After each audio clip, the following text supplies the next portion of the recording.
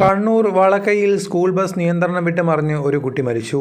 അപകടത്തിൽ 18 വിദ്യാർത്ഥികൾക്ക് പരിക്കേറ്റു. 11 വയസ്സുള്ള നേദ്യ എസ് രാജുവാണ് മരിച്ചത്. പരിക്കേറ്റവരെയെല്ലാം സമീപത്തെ ആശുപത്രിയിൽ പ്രവേശിപ്പിച്ചു. കുറുമാന്തൂർ ചിന്മയ വിദ്യാലയത്തിലെ സ്കൂൾ ബസ്സാണ് അപകടത്തിൽപ്പെട്ടത്. സ്കൂൾ വിട്ട ശേഷം കുട്ടികളുമായി പോയ ബസ്സാണ് അപകടത്തിൽപ്പെട്ടത്. ഇറക്കത്തിൽ നിയന്ത്രണം വിട്ട് മറിയുകയായിരുന്നു. അപകടം നടന്ന ഉടനെ നാട്ടുകാർ ചേർന്നാണ് രക്ഷാപ്രവർത്തനം നടത്തിയത്. അപകടത്തിൽ പരിക്കേറ്റ ഒരു പെൺകുട്ടിയുടെ ആരോഗ്യനില ഗുരുതരമാണ്. ഇറക്കത്തിൽ വെച്ച് നിയന്ത്രണം വിട്ട ബസ് മതിലിലേക്ക് ഇടിച്ചു കയറി പ്രധാന റോഡിലേക്ക് മറിയുകയായിരുന്നു. ബസ്സിന് അടിയിൽ കുടുങ്ങിയ കുട്ടിക്കാണ് ഗുരുതര പരിക്കേറ്റത്. 2-3 തവണ മറിഞ്ഞ ശേഷമാണ് പ്രധാന റോഡിൽ ബസ് നിന്നത്. നാട്ടുകാരുടെ നേതൃത്വത്തിലായിരുന്നു രക്ഷാപ്രവർത്തനം നടത്തിയത്. കണ്ണൂർ വളക്കൈ പാലത്തിന് സമീപം വെച്ചാണ് ബസ് നിയന്ത്രണം വിട്ട് മറിഞ്ഞത്. അപകടത്തിന്റെ CCTV ദൃശ്യങ്ങൾ പുറത്തുവന്നു.